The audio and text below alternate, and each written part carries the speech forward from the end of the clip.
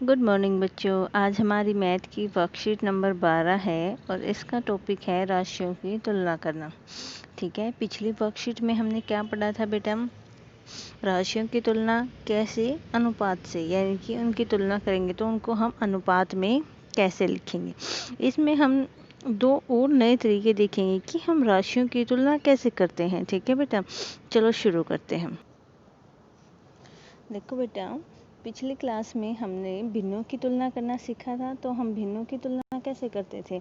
जैसे हम देखते थे कि जैसे 4/5 है और 6/5 है, तो इनमें से कौन बड़ा है? हम क्या देखते थे, ये जो हर समान है और ऊपर जो बड़ा है वो वाली भिन्न बड़ी हो जाएगी। अच्छा, अब एक बात बताओ, अगर ऐसे हो 4/5 और 5/4, तो इनमें से हम ये कैसे पता करेंगे कि इनमें से कौन बड़ा है? ये पता करने के लिए हम क्या करते थे, हर को समान बनाते थे। क्या करते थे बेटा? हर को समान बनाते। कैसे समान बनाते थे? एलसीएम लेके। तो 5 और 4 का एलसीएम लेंगे तो कितना आएगा? 20। कितना आएगा बेटा? 20 आएगा। तो हम इसको भी 20 बना लेंगे और इसको भी 20 बना लेंगे। इसको 20 बनाने के लिए किससे गुणा करना पड़ेगा? 4 से। और नीचे 4 से गुणा कर रहे हैं तो बेटा ऊपर भी करना पड़ेगा। अब इसको 20 बनाने के लिए किससे गुणा करना पड़ेगा बेटा? 5 से। नीचे 5 से गुणा कर रहे हैं तो ऊपर भी 5 से गुणा करना पड़ेगा। अब इसको हल करो, ये कितना आ गया? 16/20 और 5 5 25/20। अब देखो, हर समान हो गए हमारे, हर समान हो गए। अब हम देखेंगे अंश में से कौन सा बड़ा है। कौन सा बड़ा है बेटा? 25 यानी कि 25। तो कौन सी भिन्न बड़ी हो गई? 25। अब बेटा, राशियों की तुलना करने का एक और अन्य तरीका है, उसको हम कहते हैं प्रतिशत। जैसे नाम से पता चल रहा है, प्रतिशत। प्रति का मतलब एक बोलते हैं हम जिसको, शत मतलब 100, यानी कि 100 में से कितने हैं। ठीक है, इसको हम क्या कहेंगे? प्रतिशत कहेंगे। जैसे 1% का मतलब है 100 में से 1। ठीक है, अब देखिए, अब हम 2-3 चीज़ें और सीखेंगे कि हम किसी भी भिन्न को, जैसे मेरे पास कोई भी भिन्न है, इसको मैं प्रतिशत में कन्वर्ट कैसे करूँगी। और दूसरा कि अगर कोई भी नंबर मुझे प्रतिशत में दे रखा है, कोई भी राशि मुझे प्रतिशत में दे रखी है, तो उसको मैं भिन्न में कैसे कन्वर्ट करूँगी। ठीक है बेटा, चलो देखते हैं। मैं कोई भी एक भिन्न लेती हूँ। मान लिया मैंने यही भिन्न ले ली, 2/5। ठीक है, अब देखो 2/5 को किस में कन्वर्ट करना है? प्रतिशत में।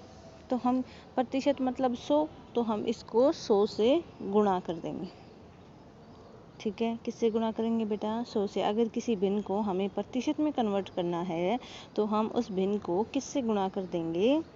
100 से गुणा कर देंगे। तो देखो, 5 एकम 5, 5 दूनी 10, 0, 20 दूनी 40। तो ये कितना आ गया बेटा? 40%। ठीक है, अब कोई मुझसे ये कहे कि प्रतिशत से भिन्न में कन्वर्ट करना है। प्रतिशत मान लो मैंने 5% ले लिया, इसको मैंने किस में कन्वर्ट करना है बेटा? भिन्न में कन्वर्ट करना है। तो भिन्न में कैसे कन्वर्ट करेंगे? अब हमें ये प्रतिशत हटाना है, यानी कि अब हमारे पास ये है और हमें वापस इस पे पहुंचना। हमारे पास ये है और वापस हमें इस पे पहुंचना है।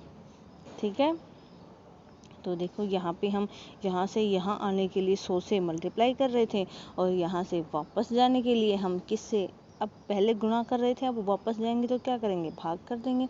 तो इसको किससे भाग कर देंगे बेटा? 100 से, यानी कि 5/100। काट दो, 5 एकम 5, 5 दूनी 10, 0, कितना आ गया? 1/20। ठीक है, अभी हमें प्रतिशत से भिन्न में कन्वर्ट करना आ गया और भिन्न से प्रतिशत में कन्वर्ट करना आ गया। चलो अभी आगे देखते हैं। देखिए बेटा, फर्स्ट क्वेश्चन है, ज्ञात कीजिए 250 का 15%। तो देखो 250 का 15% कैसे ज्ञात करेंगे? हमें पता है फर्स्ट क्वेश्चन है 250 का 15%। तो जैसे लिखा हुआ है 250 का 15%। का मतलब क्या होता है? गुणा।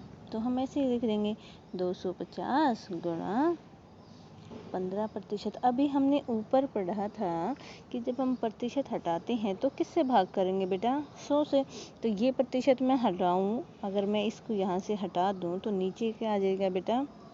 100। ऐसे नहीं करना है आप लोगों को, प्रॉपर लिखना है 250 गुणा 15 बटे 100। काट दो अभी, 0 से 0 कट गई, 5 5 25, 5 दूनी 10।